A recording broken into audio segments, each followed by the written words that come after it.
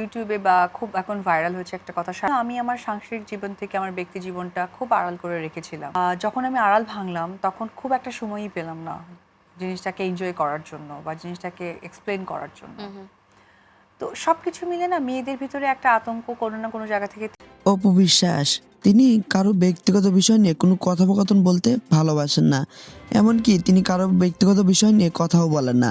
তবে বেশ কিছুদিন হলে একটা নিউজ নেট দুনিয়ায় ঘুরপাক খাচ্ছে, শবনম বুবলী নাকি দ্বিতীয় বাচ্চার মা হচ্ছে। তো এইটা নিয়ে তিনি কিছু কথোপকথন বলেছেন, যেটার আংশিক আপনারা ভিডিও শুরুতে শুনলেন। তবে এখানে কথা হচ্ছে তিনি কিন্তু সরাসরি মিন করে কাউকে কথাবার্তা বলেননি।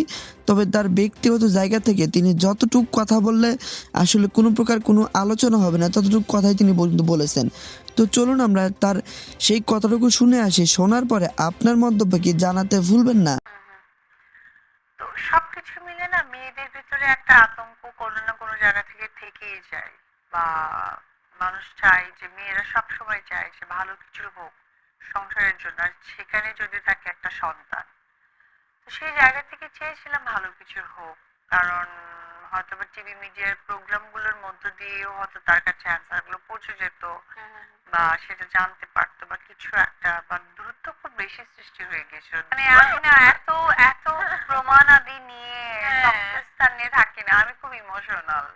তো সেই জায়গা থেকে আমার কাছে মনে হচ্ছিল তার কাছে ইম্পর্টেন্স যে আমার মেসেজ গুলো পাঠানো, এটাই ছিল। কিন্তু বেলা শেষে অনেক কিছু না থেকে যায়, অনেক কিছু থেকে যায়, পরিবর্তন হয়। আবার অনেক সময় দূরত্ব কাছে টানে, কাছে দুইজন দুইজন। সব থেকে ইম্পর্টেন্ট যেটা হচ্ছে সেটা হচ্ছে যে দেখো, আমি আমার ব্যক্তি জীবনটার সামনেই আনতে চাই না, যেটা আমি একটু আগে তোমাকে বললাম যে আমি বুঝে উঠতে পারিনি যে অনেক কিছু থেকে যাবে বা কি করা উচিত ছিল। এবং সেই তাদের ফ্যামিলির প্রতি আমি খুব বাজে কিছু কিছু মন্তব্য করেছি, তার জন্য আমি অসংখ্যবার সরি চেয়েছি এবং তাদের সামনাসামনি আমি বলেছি এটা আসলে আবেগ থেকে করা ছিল না। টক মিষ্টি ঝাল, ও একদম টক মিষ্টি টাইপের।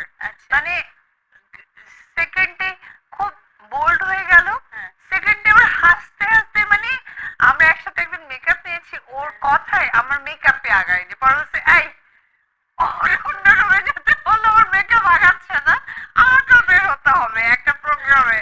মানে ও এত সুইট, মানে এটা কিন্তু বোঝা যায় না।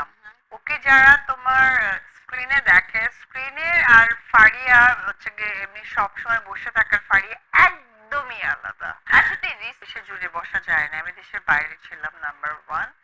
নাম্বার টু, যে নায়িকাগুলো ওর সাথে হেঁটেছে তারা প্রত্যেকটাই তার সাথে সফল অভিনেত্রী। শাকিব খানের সাথে যে যে নায়িকাগুলোকে দেখেছো তারা কিন্তু সবাই শাকিব খানের সাথে সফল অভিনেত্রী।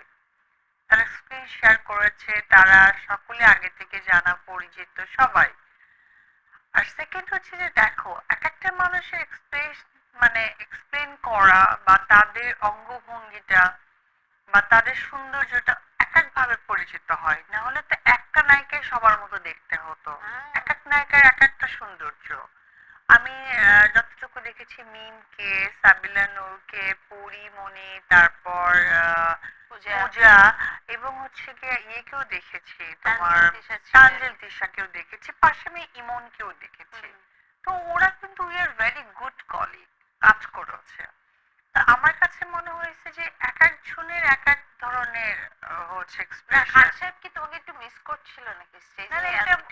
কথাবার্তা দেখো, কাজের জায়গাটা আলাদা, মাঠ